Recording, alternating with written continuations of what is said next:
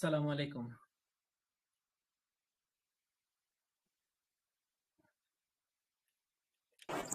ওয়ালাইকুম আসসালাম। ভাইয়া কেমন আছেন? জি ভালো আছি, আপনি ভালো আছেন?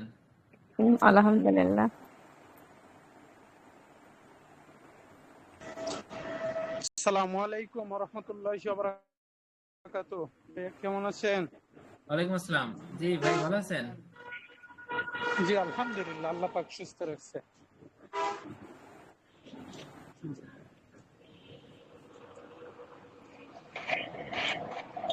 আসসালামু আলাইকুম ভাইয়া। ওয়ালাইকুম ভাই, কি অবস্থা? ভালো, দীপ আপনি ভাই? ভালো আছেন ভাই? হ্যাঁ আছি ভালো।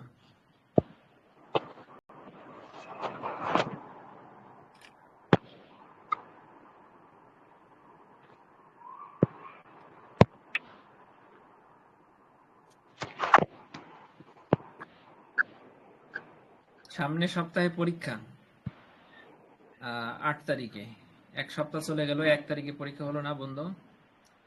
তো পড়াশোনার মোটামুটি একটু পড়তে হবে। তো ভিডিওগুলো রেকর্ড করা এবং অনলাইনে দেওয়াটা, মানে এই পরীক্ষার সময় কিন্তু এই জিনিসটা রেগুলার পারি না। এই জন্য সবাই সরাসরি থাকলে ভালো হয়। এখন যে ক্লাসগুলো সামনে, পরীক্ষা হচ্ছে আমার শুক্রবারে 8 তারিখে, হয়তো 5 তারিখে বুধবারের দিনও আমি নিব ক্লাস। কিন্তু ভিডিওটা কখন দিব? ভিডিও দিতে গেলে আরো আধা ঘন্টা 1 ঘন্টা লেগে যায়, আপলোড ডাউনলোড বুঝেন, এখন নেটের স্পিড কম। তো সব মিলে সবাই একটু সরাসরি থাকার চেষ্টা করবেন। আমরা দেখেন, আমি প্রথম অধ্যায়ে আপনাদের যে প্রশ্নগুলো পড়াবো 10ম ব্যাচের নোট থেকে পড়াচ্ছি। 11তম ব্যাচের যে আপডেট, যেটা নিয়ে কাজ করতেছি, 3টা সাবজেক্ট 11তম ব্যাচের জন্য হয়ে গেছে নতুন সংস্করণ। আর 2টা সাবজেক্ট বাকি আছে, তার মধ্যে একটা হলো পরিসংখ্যান। এই পরিসংখ্যানে একটা জিনিস করব, নতুন কোনো প্রশ্ন যদি 15 তারিখ পর্যন্ত আপডেটে ঢুকে, তাহলে আমরা ওই প্রশ্নটা আপনাদেরকে 16 তারিখের পরে যে ক্লাসগুলো হবে এই মাসের, সেখানে আমরা পড়াই দিব। ঠিক আছে?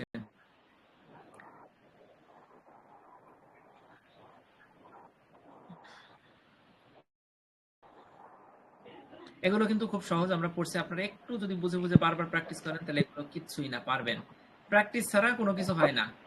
ঠিক আছে? আর পরিসংখ্যানে তো বানাই লেখা যায় না। আমরা এখন এই প্রশ্নটা পড়বো, দেখেন এইটা ছোট্ট একটা প্রশ্ন, কিন্তু মার্কস 8, কখনো খ নাম্বারে আসে না, ক নাম্বারেও আসে না, সবসময় গ নাম্বারে থাকে। তাহলে ক নাম্বারে যদি এই প্রশ্নটা আসে, আপনি যদি লিখতে পারেন, তাহলে আপনি 8-এ 8 পাবেন, খুব সহজ। আমি বলছিলাম না আপনাদের যে শতসিদ্ধ এখানে একটা আছে, এই যে গত ক্লাসে পড়াইছি, এই যে ক নাম্বার, গ, ঘ। আমরা ক পড়বো, গ পড়বো, ঘ পড়বো। এই যে ক, 5 নম্বর প্রশ্নে আছে খ নাম্বার, 6 আছে গ নাম্বার। এগুলো এই অধ্যায়ে সবচেয়ে ভয় পান সবাই। এটা নিয়ে ভয় পান না ছোট, এটা নিয়ে সবাই ভয় পান, এবং এটা নিয়ে সবাই ভয় পান। ঠিক আছে? এটা বইতে এখানে বোধহয় একটু 2-3 লাইন বেশি আছে, আমি কিন্তু শর্ট করে দিছি।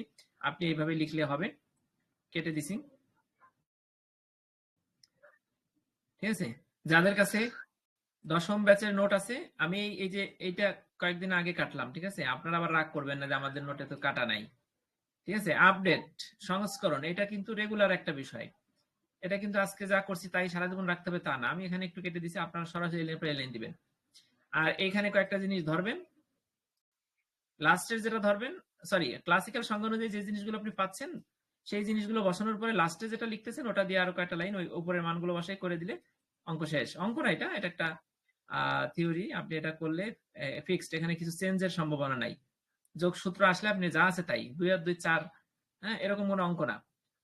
তারপরে গাণিতিক এই 3টা জিনিস করার পর এই 2টা আর এই ছোট্ট একটা জিনিস, এই 3টার থেকে আপনি 2টা পাবেন। হয় এটা পাবেন, এটা 1 বছর আসে, 1 বছর আসে না, আর 2টার থেকে এটা আসলে এটা আসে না, এটা আসলে এটা আসে না, এভাবে আসে। অথবা 2টা অনেক সময় আসে না, এরকমও হয়।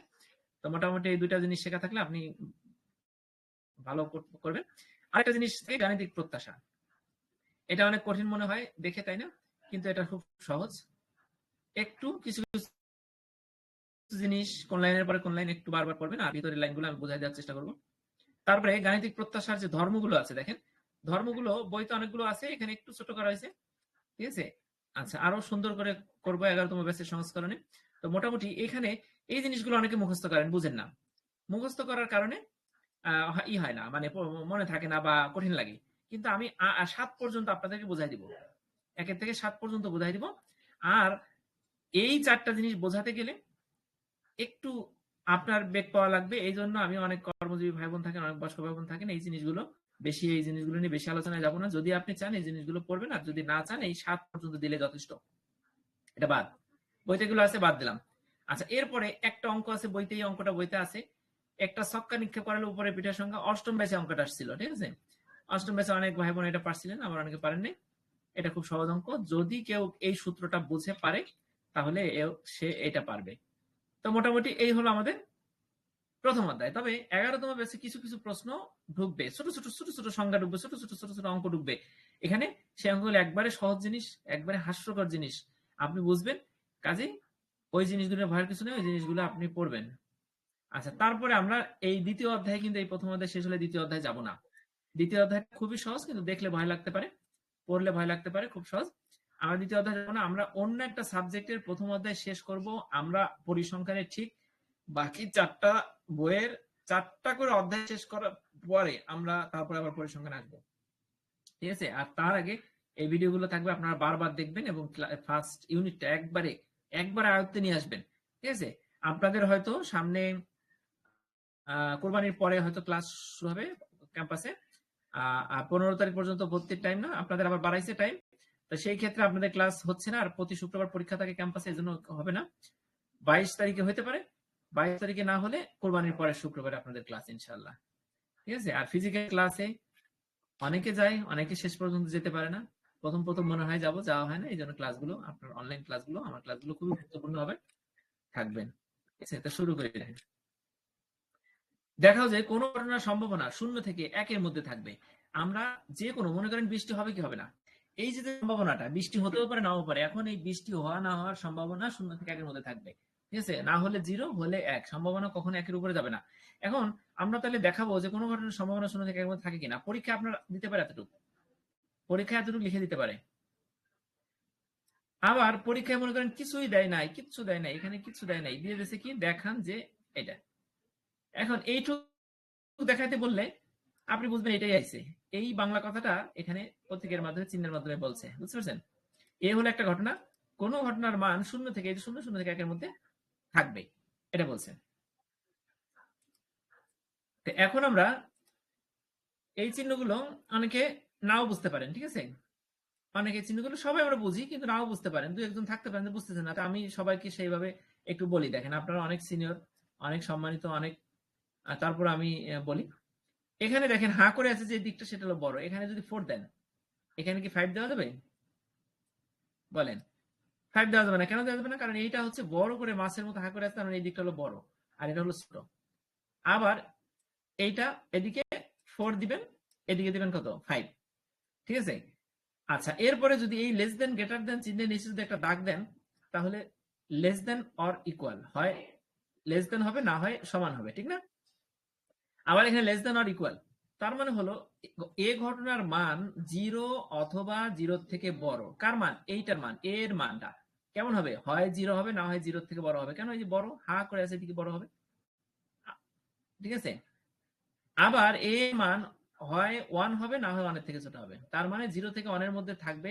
আমরা যদি বলি যে তুমি 0 থেকে 33-এর মধ্যে থাকবা, তোমার 33-এর উপর তুমি উঠতে পারবা না। হয় তুমি 0 পাবা, নাহলে 33 পাবা, নাহলে 33-এর নিচে পাবা, 32 পাবা, 34 পাবা না। তাইলে ঠিক এই যে বাংলা সাবজেক্টের কথা বলতেছেন, যে বাংলায় তুমি এটা পাবা, বিটা হলো ঘটনা, আর এই দুই পাশে এই চিহ্নটা হবে।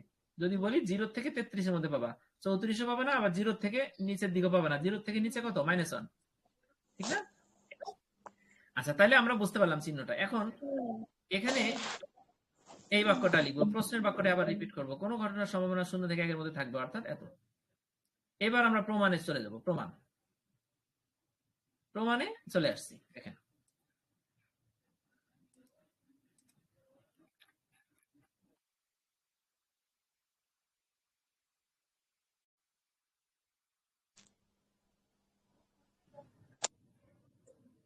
আমরা প্রমাণে চলে আসছি। দেখেন কি লিখবো, ধরি কোন দৈব পরীক্ষার নমুনা ক্ষেত্র এস। নমুনা ক্ষেত্র কি? এস। নমুনা ক্ষেত্র মানে কি? মনে করেন এই যে অনেকগুলো বল আছে, ঠিক আছে? এখান থেকে মনে করেন লটারি আছে, এখান থেকে আপনি যে কোনো একটা তুলে নেবেন, এটা দৈব পরীক্ষা, ঠিক না? এই দৈব পরীক্ষা এটাকে বলতেছেন এস, ঠিক আছে? এবং এ একটি ঘটনা, এর মধ্যে একটা ঘটনা হলো এ একটি ঘটনা, এই দুটো ধরলেন, এস আর এ ধরলেন, দুটো জিনিস লাগবে তাই ধরলেন। নমুনা ক্ষেত্র এস এর নমুনা বিন্দুর সংখ্যা, প্রথমে ধরছেন নমুনা ক্ষেত্র সমান এস আর ঘটনা সমান এ, আর এখন লিখবেন নমুনা ক্ষেত্র এস এর নমুনা বিন্দুর সংখ্যা। নমুনা ক্ষেত্র এস এর নমুনা বিন্দু কয়টা আছে? 20টা না 25টা? যে কটা আছে আমি জানি না, তা আমি যদি নমুনা বিন্দুর সংখ্যা লিখি তাহলে লিখবো এন অফ এস, মানে এস এর সংখ্যা কত? এন, ছোট হাতের এন। ছোট হাতের এন মানে নাম্বার এন দিয়ে আমরা অজানা সংখ্যা বোঝাই। ঘটনা এর নমুনা বিন্দুর সংখ্যা, তাহলে নমুনা ক্ষেত্রে নমুনা বিন্দুর সংখ্যা N S, N of S সমান এন, আর এ এর নমুনা বিন্দুর সংখ্যা এন অফ এ সমান এম, এন অফ এ সমান এম। এম ধরছি এম এর জায়গায় আপনি অন্য কিছু দিতে পারেন। এখন এই চারটা জিনিস আপনাকে প্রথমে, এই চারটা জিনিস কোন লাইনের পরে কি আছে এটা আপনাকে পরীক্ষার সময় এই ছোট্ট একটা জিনিস করতে গিয়ে, যারা ভালো করে বারবার লিখবেন না তারা এই করতে দিয়ে এখান থেকে 2-3টা বাক্য মিসিং হয়ে যাবে, পারবেন না, বা কোনটা লিখবেন মনে থাকবে না, ঠিক আছে?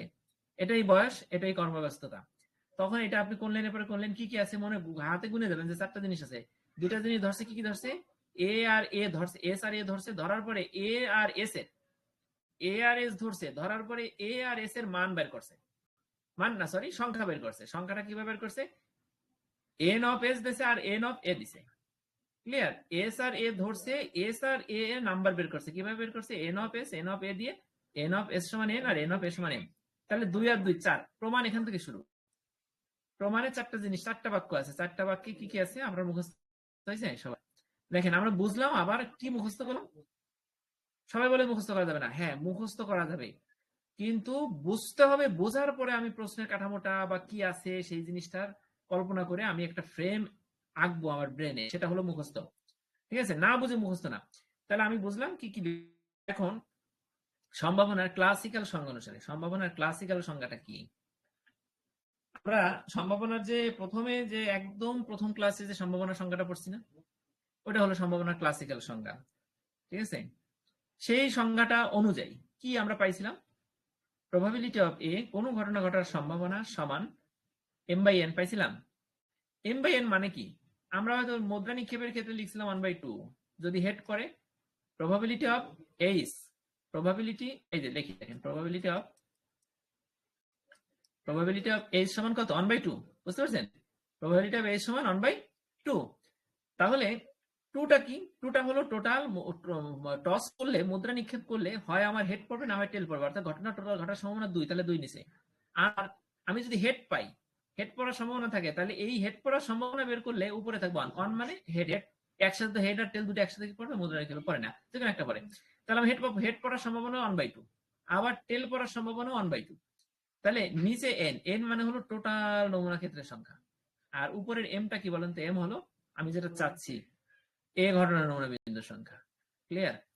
তাহলে এন বাই এন। এখন তাহলে উপরের লাইনটা কি? উপরের লাইন হলো N of S, sorry N of A, এ ঘটনার নমুনা বিন্দু, আর নিচেরটা হলো N of S, total sample ক্ষেত্রের নমুনা বিন্দু। বুঝতে পারছেন সবাই? প্রবাবিলিটি অফ এ সমান লব হরে কোনটা হবে? ক্লিয়ার না? আচ্ছা, এবার আমরা চলে যাই। দেখেন এখানে কিন্তু খুব কঠিন কিছু নাই, যেহেতু এম এর মান সর্বনিম্ন 0 এবং সর্বোচ্চ এন হতে পারে, সর্বনিম্ন 0 হতে পারে আর সর্বনিম্ন এন হতে পারে, সর্বোচ্চ এন হতে পারে, সর্বোচ্চ 1 হয়, কিন্তু এখানে আমরা 1টা তো বের করবো, এই জন্য আমরা বলবো সর্বোচ্চ এন হতে পারে। তারপরে আমরা অতএব দিয়ে এই জিনিসটা লিখে ফেলবো। আপনি বলতেছেন ভাই এখানে তো আরো লাইন, ব্যাখ্যার জন্য আরো লাইন লাগবে, অত কিছু লেখার দরকার নাই, এত কিছু শেষ এত কিছু লাগবে না, বইতে যেভাবে আছে, অথবা বইতে বুঝতেছি না একটা লাইন ঢুকানো লাগবে তাহলে ঢুকাবো। যেমন নিচে কিছু লাইন কিন্তু বাদ দিছি, এইখান থেকে কিছু লাইন বাদ দিয়েছি, যৌক্তিক কারণে আপনি বাদ দিলে আপনার একটা মার্কস কাটবে না, ঠিক আছে? অনেকের এই দেখেন এই চিত্র আঁকার পরে এই প্যারাগ্রাফটা লেখার পরে এই প্যারাগ্রাফ লিখবো, এখানে গিয়ে অনেকে অনেক কিছু মিস করে ফেলায়, বুঝতে পারছেন? আচ্ছা, এই জন্য কোনটা বাদ দিবেন কোনটা বাদ দিবেন না সেটা কিন্তু সব বলে দিচ্ছি। আচ্ছা, তাহলে এখানে যেহেতু বলা হয়েছে এম এর মান সর্বনিম্ন 0 এবং সর্বোচ্চ এন হতে পারে, অতএব 0 less than or equal M. এমটা কি? এমটা হলো প্রবাবিলিটি অফ এ ঘটনার নমুনা বিন্দু, বুঝতে পারছেন? এম, তাহলে 0 less than or equal M, আর এমটা হলো এই যে 1, যেটা হতে পারে যেটা জানি না সেটা। আচ্ছা, এখন আমরা প্রত্যেকটা পক্ষকে এই যে লেস দেন অর ইকুয়াল, এটা কিন্তু লেস দেন অর ইকুয়াল, এখানে যে পক্ষ, এই যে একটা পক্ষ, এই যে একটা পক্ষ, এই যে একটা পক্ষ, যে তিনটা পক্ষ আছে, এই তিনটা পক্ষের প্রত্যেকটাকে আমরা আমরা জানি যে সমান চিহ্ন থাকলে, এই যে 2 আর এখানে কত আছে 4, মনে করেন 2 আর 4 তো সমান হয় না, 4 ভুলে যাবে। মনে করেন এখানে এ দিলাম আর এখানে বি দিলাম, এ সমান বি, এটা আমরা ধরলাম। এখন আমরা উভয় পক্ষে আমরা সেম জিনিস দিয়ে ভাগ দিতে পারি না? ওটাকে 2 দিয়ে ভাগ দিলাম, এটা 2 দিয়ে ভাগ দিলাম, কিন্তু উভয় এখানে 2 দিয়ে দিলে এখানে 3 দিয়ে দিলে কিন্তু ভুল হয়ে যাবে। মানে আমি উভয় পক্ষে সমান জিনিস দিয়ে ভাগ দিতে পারবো, সমান জিনিস দিয়ে গুণ দিতে পারবো, সমান জিনিস বিয়োগ করে ফেলতে পারবো, সমান জিনিস যোগ করতে পারবো। আচ্ছা, তাহলে আমি প্রত্যেকটা পক্ষে n কে দিয়ে ভাগ দিলাম, 0/n, m/n, n/n। তাহলে 0/n ক্যালকুলেটরে চাপ দেন, কত হয়? 0 হয়ে যায়। m/n, m/n সমান কত? m/n সমান কত? প্রবাবিলিটি অফ এ, ঠিক না? তাহলে প্রবাবিলিটি অফ এ, n/n সমান কত? 1। তাহলে আমার যা আছে তাই পাইছি। আচ্ছা, এবার আমার বাংলায় লিখে দেবো, কোনো ঘটনা ঘটার সম্ভাবনা 0 থেকে 1 এর মধ্যে থাকবে। কোনো ঘটনা ঘটার সম্ভাবনা 0 থেকে 1 এর মধ্যে থাকবে। ক্লিয়ার? এটা আশা করি আমরা সবাই বুঝতে পারছেন, আপনারা সবাই।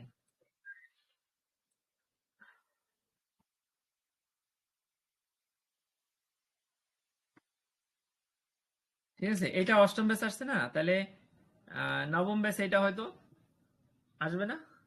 নবম ব্যাচের পরীক্ষা তো হয় নাই, এই যে 15 তারিখ পরীক্ষা, উচ্চতর হিসাব বিজ্ঞান। তা নবম ব্যাচে যদি না আসে, দশম ব্যাচের ভাই বোন যারা আছেন তাদের আসবে।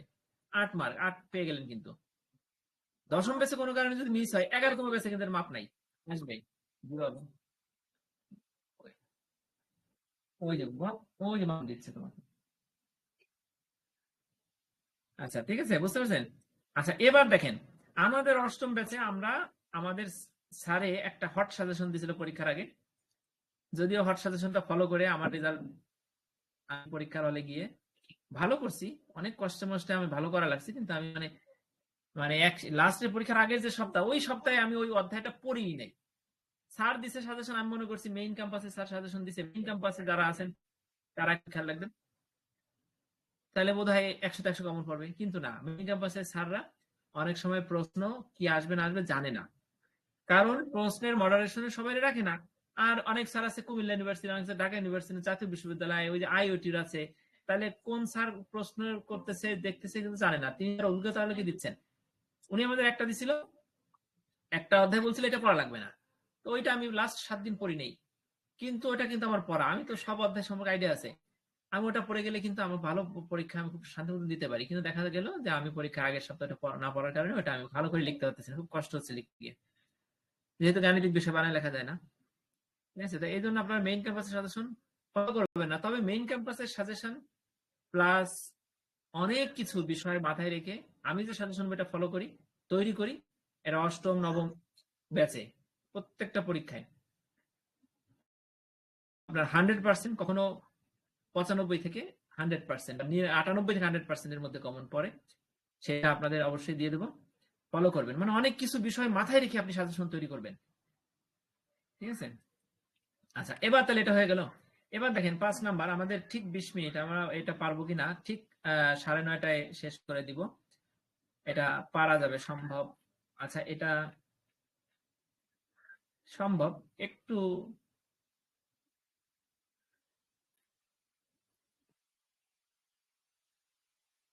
আচ্ছা, ধরি, দেখেন, পরস্পর বর্জনশীল ঘটনার যোগসূত্র প্রমাণ করো। পরস্পর বর্জনশীল ঘটনার যোগসূত্র, বর্জনশীল আপনাদের মনে পড়ে, ওখানে পড়াইছিলাম বর্জনশীলের চিত্র, মানে এই ঘটনা কোনো ছেদ বিন্দু নাই, দেখছেন, কেউ টাচ করে নাই। আচ্ছা, আর অবর্জনশীল বললে সেটা কেমন, এই যে টাচ করছে, দেখছেন, ইন্টারসেকশন এ ইন্টারসেকশন বি, এখানে একটা কমন বিন্দু আছে, ছেদ বিন্দু আছে, এই দুইটা ঘটনার কমন একটা উপাদান আছে এম। তাহলে যদি অবর্জনশীল ঘটনা আসে তাহলে এই চিত্র, যদি বর্জনশীল ঘটনা আসে তাহলে কোনটা, এইটা। আচ্ছা, আর এইখানে একটা জিনিস, এটা একটু জিনিস, এটা কখন দিবেন আর কখন দিবেন না আমি বলে দিব, বইতে আছে। যদি প্রশ্নটা আপনার এরকম হয় পরস্পর বর্জনশীল ঘটনা যোগসূত্র প্রমাণ করো, তাহলে আপনি এই পর্যন্ত দিয়ে দেন, সমস্যা নেই, এটুকু লিখলেও সমস্যা নেই, আর এটুক দেন। আর যদি বলে এখানে যে n সংখ্যক ঘটনার ক্ষেত্রে বর্জনশীল ঘটনার যোগসূত্র প্রমাণ করো, দুইটা ঘটনার ক্ষেত্রে না। যদি বলে পরস্পর বর্জনশীল ঘটনার যোগসূত্র, তাহলে এককের ক্ষেত্রে বলে, অথবা কে সংখ্যকের ক্ষেত্রে বলে, অথবা যে কোনো একটা চিহ্ন প্রতীক দিয়ে বলে এই সংখ্যক পরস্পর বর্জনশীল ঘটনার ক্ষেত্রে, তাইলে হচ্ছে জাস্ট এই লাইনটা বাড়াই দিবেন। ঠিক আছে, সব ক্ষেত্রে এই লাইনটা দেওয়ার দরকার নেই, দিলেও ভুল হবে না। 11তম ব্যাচের প্রথম সেমিস্টারের ক্লাস হচ্ছে তো ভাই, MFH ভাই হচ্ছে তো, আপনি আছেন না?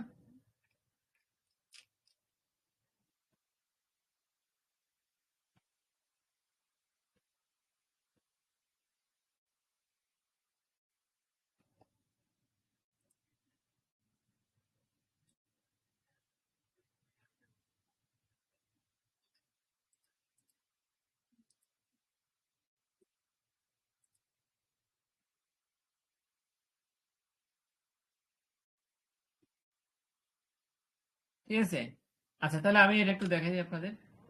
পরস্পর বর্জনশীল ঘটনার ক্ষেত্রে যোগসূত্র, প্রথমেই উপপাদ্যের কথা মনে আছে? উপপাদ্যের মতো প্রথমেই আপনি এই যে সূত্রটা সেটা আপনি লিখবেন। এই কথাটার প্রতীকের মাধ্যমে হচ্ছে এই যে লেখা, তাই সারা প্রতীক দিয়ে ক্লিয়ার। এখানে দুইটা বাক্য আছে, কয়টা বাক্য আছে? দুইটা বাক্য। শুরুতে প্রমাণ শুরু করার আগে দুইটা বাক্য লিখবেন। দুইটা বাক্য, একটা হলো পরস্পর বর্জনশীল ঘটনার যোগসূত্র, আর একটা হলো এই কথাটার প্রতীকের মাধ্যমে গাণিতিক বাক্যের মাধ্যমে লিখছে। হ্যাঁ, MFH ভাই আপনি ক্লাসে জয়েন করতে পারছেন। আমাদের ক্লাস তো আরো আগে তিনটা ক্লাস হয়েছে, আর আজকের ক্লাস প্রায় শেষের পথে, 23 মিনিট হয়ে গেছে। ঠিক আছে, আপনি দেখেন, আর যদি শুরু থেকে দরকার হয় তাহলে ভিডিও গুলো দেখে নিতে পারবেন। ঠিক আছে, আর বলছেন একটা কথা বলেন, ওটার জন্য নোট চাইছেন, ওটার জন্য আমাকে আপনি হোয়াটসঅ্যাপে অথবা টেলিগ্রামে নক দিয়েন, নোটের ব্যাপারে কথা বলবো। এটা দেখেন তাহলে, পরস্পর বর্জনশীল ঘটনার যোগসূত্রটা কি? দুটি পরস্পর বর্জনশীল ঘটনার যে কোনোটি ঘটার সম্ভাবনা, আমি আবার চিত্র দেখাই, দুটি পরস্পর বর্জনশীল ঘটনার যে কোনোটি ঘটার সম্ভাবনা, যে কোনোটি বলে নাই কিন্তু দুইটা একসাথে, যে কোনোটি ঘটার সম্ভাবনা তাদের প্রত্যেকটি পৃথক পৃথক ভাবে ঘটার সম্ভাবনার যোগফলের সমান। দুটি পরস্পর বর্জনশীল ঘটনার যে কোনোটি ঘটার সম্ভাবনা তাদের প্রত্যেকের পৃথকভাবে ঘটার সম্ভাবনার যোগফলের সমান। দুটি পরস্পর বর্জনশীল ঘটনা যে কোনোটি ঘটার সমান, তার প্রত্যেকটি পৃথকভাবে ঘটার সম্ভাবনার যোগফলের সমান। অর্থাৎ এখানে এ ও বি পরস্পর বর্জনশীল ঘটনা হলে এ ও বি ঘটার সম্ভাবনাটা হলো পৃথকভাবে ঘটার সম্ভাবনা যোগফলের সমান। ক্লিয়ার? আর এখানে কি বলছে, বিপরীতে কি আছে একটু সংজ্ঞাটা দেখে আসি। দুটি পরস্পর অবর্জনশীল ঘটনার যে কোনোটি ঘটার সম্ভাবনা, এখানে কি বলছে? দুটি পরস্পর বর্জনশীল ঘটনার যে কোনোটি ঘটার সম্ভাবনা, আর এখানে বলছে দুটি পরস্পর অবর্জনশীল ঘটনার যে কোনোটি ঘটার সম্ভাবনা। এক কথা কিন্তু, অবর্জনশীল এখানে আর ওখানে বর্জনশীল, যে কোনোটি ঘটার সম্ভাবনা। ওখানে কি বলছিল, দুইটা যেহেতু এক, আপনি তালগোল পাকাবেন, এই জন্য দুইটা একসাথে পড়াচ্ছি।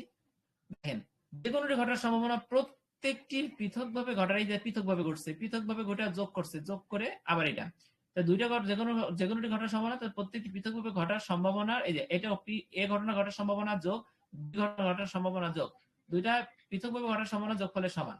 এ এবং বি পরস্পর বর্জনশীল ঘটনা হলে এ ও বি ঘটার সম্ভাবনা probability of A union B. এখানেও কিন্তু probability of A union B সূত্র কিন্তু এক, যোগ সূত্র বলছে না, পরস্পর যোগ সূত্র বলছে না, তাহলে দুইটা একই। Probability of A union B, ওটাও probability of A union B, কিন্তু যখন অবর্জনশীল বলবে তখন এটা, যখন বর্জনশীল বলবে তখন কোনটা? এটা। এ ও বি বর্জনশীল ঘটনা হলে এবং বি ঘটার সম্ভাবনা probability of A union B উপর দিক, এটা হলো ইউনিয়ন, আর এটা কি ইন্টারসেকশন, ঠিক না? তাহলে এ ইউনিয়ন বি সমান probability of A plus probability of B. Clear? আচ্ছা, এবার আমরা চলে যাব, আগে বলছিলাম যে চারটা জিনিস আছে, এখানে প্রমাণ শুরু করার পরে থেকে চারটা বাক্য আছে। কয়টা বাক্য? চারটা বাক্য। এখানেও ধরছে, তাহলে এই চারটা বাক্য আমরা একটু পড়বো। তাপসী মিস্ত্রি, ক্লাস তো হচ্ছে, একদম হচ্ছে, কিভাবে জয়েন করবো ভাই? উপরে দেখেন, জয়েন করেন।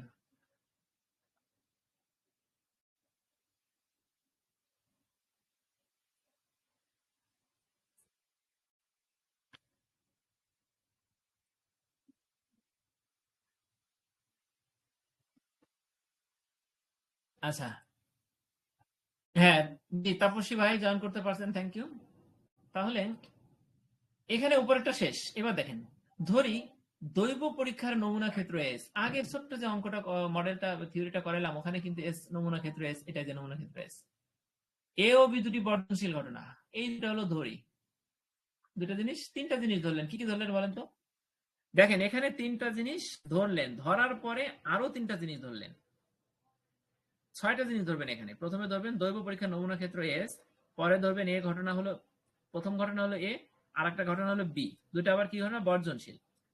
আরো ধরি নমুনা ক্ষেত্র এস এ নমুনা বিন্দু এন অফ এস সমান এ, এ ঘটনা নমুনা বিন্দু এন অফ এ সমান এম ওয়ান। যেহেতু আপনি দেখেন এন দিয়ে সব নাম্বার তো ধরা যাবে না, এন অফ এস টোটাল নমুনা ক্ষেত্র যখন এন দিয়ে ধরছি, তখন এ ঘটনার নমুনা ক্ষেত্রকে একটু পৃথক করতে হবে। এন অফ এ সমান এম ওয়ান, বি ঘটনা নমুনা বিন্দু এন অফ বি সমান এম টু। এখানে টুটা সবসময় নিচের দিক দিবেন, ঠিক আছে? এই যে নিচের দিকে আছে বা সৌন্দর্য, এগুলো কিন্তু সৌন্দর্যের অংশ। এই যে এখানে আছে নিচের দিকে, এই যে দেখছেন, কিন্তু আমার ওখানে টাইপের মিস্টেক, উপরে সমান সমান সমান সমান নিচের দিকে হবে অথবা উপরে হবে, ঠিক আছে? নিচের দিকে দিলেন, তাহলে কি দাঁড়ালো, এম ওয়ান এম টু।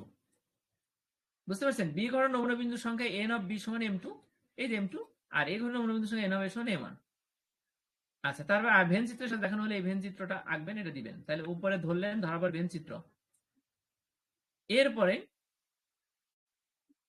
এরপরে আবার কিছু জিনিস আছে, ভাগ করেন, আমি ভাগ না করলে আপনি লিখতে পারবেন। এখানে একটা জিনিস দিবেন, দেওয়ার পরে এটা এটা করবেন, শেষ। যেহেতু এ এবং বি এর মধ্যে কোনো সাধারণ বিন্দু নেই, সাধারণ বিন্দু আছে নাই, সুতরাং সাধারণ বিন্দু না থাকলে কি হয় বলেন তো? এটা হয় না? যেহেতু সাধারণ বিন্দু নাই, সুতরাং সরাসরি এই লাইন বসাই দিবেন না, এইখানে এন এন বসাবেন, N of A union B. সুতরাং সুতরাং N of A union B সমান N of A plus N of B হবে। এই কথাটা কই পেলাম? এই কথাটা তো প্রথম বাক্যে বলা আছে, প্রথম এই যে যোগসূত্রের মধ্যে বলা আছে। যোগসূত্রে বলা আছে প্রবাবিলিটি অফ এ, সব প্রবাবিলিটি অফ, সম্ভাবনা, কিন্তু এখানে বলছি নাম্বার অফ এ। পার্থক্যটা পাইছেন? এখানে কি পাইছি? নাম্বার অফ এ পাইছি। Number of A union B সমান number of A plus number of B. বুঝতে পারছেন? ওই সূত্র ধরে এই লাইনটা বুঝতে পারছেন? আচ্ছা, এবার সম্ভাবনার ক্লাসিক্যাল সংজ্ঞা অনুসারে আমরা এবার সম্ভাবনার ক্লাসিক্যাল, আগেও কিন্তু ক্লাসিক্যাল ক্লাসিক্যাল বলতেছি বারবার। ক্লাসিক্যাল সংজ্ঞা অনুযায়ী প্রবাবিলিটি অফ এ, বলেন তো প্রবাবিলিটি অফ এ এর এ ঘটনা ঘটার সম্ভাবনা এম অন বাই এন। এটা বুঝতে পারছেন না? টোটাল এন হলো টোটাল নাম্বার, এটা তো আমি বারবার বলেছি, এক কথা বারবার বোঝানোর দরকার আছে। প্রবাবিলিটি অফ বি সমান এম টু বাই এন। বুঝতে পারছেন সবাই? ক্লাসিক্যাল সংজ্ঞা অনুযায়ী একদম প্রথম ক্লাসের কথা। দুইটা লাইন দিলেন, দুইটা বাক্য দিলেন, ঠিক না? দেওয়ার পরে এ অথবা বি ঘটার সম্ভাবনা, এ অথবা বি ঘটার সম্ভাবনা, দুইটা যে কোনোটি ঘটার সম্ভাবনা, এ অথবা বি মানে তো যে কোনোটি, যে কোনোটি ঘটার সম্ভাবনা হলো এ অথবা বি। কথা ঠিক আছে না বাক্যটা? এ অথবা বি ঘটার সম্ভাবনা হলো তাদের পৃথকভাবে ঘটার সম্ভাবনা যোগফলের সমান। তাহলে যদি আপনি প্রবাবিলিটি অফ এ সমান এম বা এম অন বাই এন লেখেন, লিখতে পারেন ক্লাসিক্যাল সংজ্ঞা অনুযায়ী, তাইলে প্রবাবিলিটি অফ, এখানে মনে করেন আপনার নাম আছে, তারপরেও তো আপনি এখানে এ আছে, এখানে আপনার নাম আছে, তাহলে আপনার নাম দিয়ে এখানে যা থাকুক। Probability of A union B যেহেতু আছে, এখানে সমস্যা কি? N of A union B by N of S. Probability of A আছে, তাহলে উপরে কি লিখছি? এ লিখি নেই কেন? এ এর মান তো লিখছি। আর এখানে probability of A union B আছে, তাহলে তো এ ইউনিয়ন বি এর মান তো লিখছি, number of A union B, নিচে N of S, number of S. এখন এই লাইনের পরে এই লাইন কিভাবে আসে? N of A union B, N of A union B সমান N of A plus N of B. এই লাইনের এই লাইন থেকে এই লাইন থেকে এই লাইন আসে না? এই লাইন থেকে এই লাইন আসে, এখানে একটা লাইন বাদ আছে, একটা লাইন শর্ট করছে, এই লাইন থেকে এই লাইন আসে, আপনি এই লাইনটা দেন। এই লাইনটা না দিয়ে সরাসরি চলে গেছে এম প্লাস এম টু তে, কারণ আমরা জানি এন অফ এ সমান m one, n of B সমান এম টু, নিচে এন অফ এস সমান এন। ক্লিয়ার? সমান। এখন আমরা বীজগণিতের সাধারণ রুলস অনুযায়ী আমরা জানি যে এই লাইন থেকে এই লাইন করা যায়, আবার এই লাইন থেকে এই লাইন করা যায়, তাই না? তাই কিনা বলেন? N m one plus m two. Clear? সহজ, একদম সহজ জিনিস, বীজগণিতিক সাধারণ ফর্মুলা। এই লাইন থেকে এই লাইন যদি আমরা বুঝি, তাহলে এম অন বাই এন কার মান ছিল? প্রবাবিলিটি অফ এ না? এম টু বাই এন কার মান ছিল? প্রবাবিলিটি অফ বি না? তাহলে আমরা কি পাইলাম দেখেন তো, probability of A union B সমান probability of A plus probability of B পাইছি। অতএব এটা সমান এটা ক্লিয়ার। অনুরূপ ভাবে কে সংখ্যক পরস্পর এই কেটা কি এটা বলছি, এটা আমরা পরবর্তী ক্লাসে এটা বলে পরে 6 নম্বরে যাব। অথবা আপনি বুঝতে পারছেন, দেখেন এখানে এ ইউনিয়ন বি যদি হয় আর যদি এ ইউনিয়নের পরে A union B union C union এরকম থাকে, অথবা A1 union A2 union A3 union A4 union A5 dot dot dot dot dot A K K K মানে কে সংখ্যক নাম্বার, কে হতে 1 কোটি হতে পারে, আরো বেশি হতে পারে। এইগুলোর সম্ভাবনা হলো প্রবাবিলিটি অফ A1 একসাথে সবগুলো ইউনিয়ন করা, কিন্তু যখন সম্ভাবনা বের করবেন তখন কি হবে, সংজ্ঞাটাই আমার বলা ছিল যে পৃথকভাবে ঘটার সম্ভাবনার যোগফল। তাহলে probability of A1 plus probability of A2 plus probability of A3 plus probability of A4 plus dot dot dot dot dot দিয়ে ভিতরে অনেক আছে প্রবাবিলিটি অফ AK। ঠিক আছে, আমি আশা করি আপনাদের কোনো অস্পষ্টতা থাকবে না। আজকে শুধু পরিসংখ্যানের প্রথম অধ্যায় না, যত কঠিন বিষয় আছে ম্যানেজমেন্ট ইনফরমেশন সিস্টেম বলেন, যেটা আইসিটি নির্ভর, যেটা অনেক টার্ম আমরা বুঝি না, অনেক কথা কিভাবে আসলো, সেই কঠিন থেকে কঠিনতর বিষয়গুলো যারা ওই বিষয়ে পড়েন নাই আগে তাদেরকে সহজ করে বোঝাই দেবো ইনশাআল্লাহ। থার্ড সেমিস্টার যারা সরাসরি বিবিএ করছেন তারা 16 তারিখ থেকে থার্ড সেমিস্টার ক্লাসে থাকবেন। উচ্চতর হিসাব বিজ্ঞানের অঙ্ক যারা একদম পারেন না, জীবনে কোনোদিন হিসাব বিজ্ঞান ব্যাকগ্রাউন্ডের না, তারা যদি হিসাব বিজ্ঞান না পারেন তাহলে কি পাস করতে পারবেন না? পাস না। হিসাব বিজ্ঞান ছাড়া আমার কথা অনুযায়ী এবার অষ্টম ব্যাচের ভাই বোনরা 4টা সেটের আনসার করছে অঙ্ক ছাড়া। আমি মেইন ক্যাম্পাস স্যারের সাথে বেশি আলোচনা করছিলাম, স্যার অঙ্ক তো অনেকে পারে না, অ্যাডভান্স লেভেলের হিসাব বিজ্ঞান এগুলো তো অনেকে পারে না, এটা তো কর্মব্যস্ততার মাঝে এগুলো করা তো মাথায় ঢুকে না, তাই কি করা যায়? স্যার পথ দেখাইছিল, পাশাপাশি আমি অনেক ঘাটাঘাটি করে বলে দিয়েছিলাম যে এই কয়টা অধ্যায় আপনারা পড়েন, অঙ্ক ছাড়া যদি প্রশ্ন হয় তাহলে এই কয়টা অধ্যায় থেকে হবে। ঠিক আছে, এই জিনিসটা আমাদের নবম ব্যাচের সাজেশন বইতে ছিল না। দশম ব্যাচের যে সাজেশন বই করতেছে ওখানে কিন্তু এই জিনিসটা বলা আছে যে আপনার পরীক্ষার জন্য কোন অধ্যায় পড়বেন। 10টা অধ্যায় আছে, 10টা কিন্তু পড়া সম্ভব না। আমি নিজে পড়তেছি না, আপনাদের আমি এত কিছু বলি, আমি নিজে 10টা পড়তেছি না, 5টা 6টা পড়ি। ঠিক আছে, বা 7টা পড়ি ক্লাস করার জন্য, হয়তো সবগুলো পড়তে পড়তে সব পড়া হয়ে যায়। তো মোটামুটি ওই 5টা 6টা অধ্যায় আপনি পড়বেন এবং কোন অধ্যায়গুলো করলে হিসাব বিজ্ঞান অঙ্ক ছাড়া পারবেন সেটা বলে দেবো। পাশাপাশি আরো সামনে যে কঠিন বিষয়গুলো আছে সেগুলো যতটা সহজ করা সম্ভব হয়, যতটা ভালো করে বোঝানো সম্ভব হয় চেষ্টা করবেন ইনশাআল্লাহ। সবাই থাকবেন। আর একটা অনুরোধ প্রথম ক্লাসে করছিলাম, সেটা কেউই রাখেন নাই, সেটা হলো আমি সব পুরাতন মুখ দেখতে পাচ্ছি, আমার ভাই বোনরা সব পুরাতন। আমি বলছিলাম যে প্রত্যেকে নিজ দায়িত্বে আজকে রাত্রেই 10 জনকে ইনভাইট করবেন, গ্রুপ ইনভাইট না, মেসেজ দিবেন অথবা গ্রুপে বলবেন, স্যারেরা না থাকলে সেই গ্রুপে বলবেন। কারণ আপনার ক্যাম্পাসে স্যারেরা চাইলে অন্য কোনো ক্লাসের দরকার নাই, কারণ কেউ কার কর্তৃত্ব কেউ কারই ছাড়তে পারে না। সে ওই আপনার কি বলবো, স্যার হোক আর আমি হই, আপনি হন, সবাই সবাইকে ধরে রাখতে চায়। কাজে আপনি যে ফ্রি ক্লাসের কথা বলবেন নেগেটিভ সেন্সে নিবে, কিন্তু আসলে নেগেটিভ না পজিটিভ সেটা বোধহয় আপনারা যে 4টা ক্লাস করলেন বা অষ্টম ব্যাচ থেকে 312টা ক্লাস হলো, আরো কত ক্লাস নিছি তখন তো গুনে রাখিনি। ভাই বোনরা আমরা সাক্ষী। ঠিক আছে, তো আপনারা একটু সবাই 10 জন করে ইনভাইট করবেন। 10 জনের মধ্যে 5 জন খুব খুশি হবে, খুশি হলে আপনার আমল নামে সওয়াব হিসেবে লেখা থাকবে এটা। কারণ শুধু 10 টাকা দান করলে সওয়াব হয় তা না, ছোট ছোট এই উপকার একজন কর্মজীবী ভাই অফিস করে ম্যানেজারি করে এসে ওনার পক্ষে পড়া, উনি তো এককালে খুব ব্রিলিয়ান্ট ছিলেন, এখন ওনার পক্ষে পড়া খুব কঠিন। ওনাকে আপনি আশা করে এমবিএ করতে আসছে, ওনাকে আপনি একটু সহযোগিতা করেন, এই প্ল্যাটফর্মে আনেন। বহু গ্রুপ আছে আপনাদের ফটোকপির দোকানদার, হাজার হাজার গ্রুপ ইনভাইট করবে, হাজার হাজার ফোন পাবেন, মেসেজ পাবেন। ঠিক আছে, কাজেই আপনারা ভালো জিনিসের সাথে থাকেন, সবাই আমরা সাদাকা হিসাবে পাবো আর সবাই সবার উপকারে আসবে। ঠিক আছে, সবকিছু টাকা দিয়ে হয় না। অনেকে আমাকে বলে ক্লাসগুলো টাকা নেন না কেন? টাকা দিব, পার্সোনাল করান। এই যে এর মধ্যে অনেকে আজকে পার্সোনাল করতে চাইছে পরিসংখ্যান ক্লাস, 10 জন ভাই বোন, 10 জনের আমি সেই 10 জনের বোধহয় আমি জানি না নাম তাদের কিরকম, এখানে আমি 10 জনের একজনকে দেখতে পাচ্ছি না। আমি বলছি ভাই আমি যে ফ্রি ক্লাস করাবো সেটা টাকার মতনই হবে। ভাই টাকা দিবেন কেন? আমি কারোর কাছে টাকা নেই না, নাম দিছে ওপেন স্টাডি, আমি টাকা নিব কেন? আপনি আসেন, কিন্তু তারা কেউ নাই এখানে। আমি ভিডিও দেওয়া বন্ধ করে দিলে তারা কিন্তু বেকায়দায় পড়ে যাবে। আমার তো পরীক্ষা, আমার নিজে পড়তে হবে না, আমি না পড়লে আপনাদের কি পড়াবো? কাজেই ভিডিওটা হয়তো আমি কয়েকদিন বন্ধ রাখতে পারি, আপনারা ক্লাসে সরাসরি থাকবেন। আর আমার শেষ অনুরোধ, সবাই 10 জন করে টেলিগ্রামে আনবেন, ক্লাসে থাকার কথা বলবেন। সবাইকে অনেক ধন্যবাদ। ভালো থাকবেন। আসসালামু আলাইকুম। ভাইয়া একটু কথা বলতে চাচ্ছিলাম। জি জি জি আপা, বলেন বলেন। জি, ভাইয়া আজকের এই ক্লাসের ভিডিওটা দিবেন না? ভিডিওটা দিব। আমি গত কয়েকদিন ধরে আপনাদের দিচ্ছি, কিন্তু বিষয়টা হচ্ছে কি, প্রায় মাঝে প্রায় 15 বা প্রায় 20, 30, 50টার মতন ক্লাস আমি ভিডিও দিতে পারি নাই। ঠিক আছে, যেমন কার্য ব্যবস্থাপনার ভাই বোনরা অনেক রিকোয়েস্ট করে দিতে পারি নাই, কারণ এই যে নেটওয়ার্ক দুর্বল থাকে, তারপরে একটা ভিডিও আপলোড ডাউনলোড, এই যে ক্লাস নিলাম, 2টা ক্লাস নিয়েছি সন্ধ্যা থেকে, এখন ভিডিও দিব, কতটা সময়ের প্রয়োজন, কতটা পরিশ্রমের প্রয়োজন আপনি বোঝাতে পারবো না। এখন পরীক্ষা আমি দিই, প্রতিদিন দিই, এটাও দিব, কিন্তু এই যে পরীক্ষা শুরু হয়ে গেল, আবার মাঝে বিরতি ছিল, পরীক্ষা শুরু হয়ে গেল, এই পরীক্ষার মধ্যে কোনো কারণবশত ভিডিও দিতে দেরি হতে পারে, অথবা হয়তো একটা মিস হয়ে যেতে পারে। ঠিক আছে, তো এইটা একটু খেয়াল রাখবেন, এই জন্য সরাসরি থাকার চেষ্টা করবেন। আমি দেবার জি চেষ্টা করবো, কিন্তু আপনার সরাসরি থাকলে ভালো হবে। জি আচ্ছা ভাইয়া, মানে আমি তো হচ্ছে ম্যাথ ব্যাকগ্রাউন্ডের না, তাই হচ্ছে এইটা আরেকবার 2-3 বার করে দেখলে তখন হয়তো বুঝতে পারবো। কিছুটা অনেক সময় অনেক জায়গায় বুঝতে পেরেছি, অনেক জায়গায় বুঝতে পারি নাই, এই জন্য বললাম। হ্যাঁ, সেটাই ভালো লাগলো যে ম্যাথ ব্যাকগ্রাউন্ডের না আপনি, এরকম সবাই আমরা, অনেকে আছে কমার্স ব্যাকগ্রাউন্ডের না, তাহলে কমার্সের সাবজেক্টগুলো কিভাবে পড়বো? এই জন্য যাই হোক, প্ল্যাটফর্মটা করা, আপনারা সবাই উপকৃত হবেন নিয়মিত থাকলে, এবং আমি খুশি হব সবাই যদি আরো 10 জন করে আনেন, এটা আমার অনুরোধটা রাখবেন সবাই।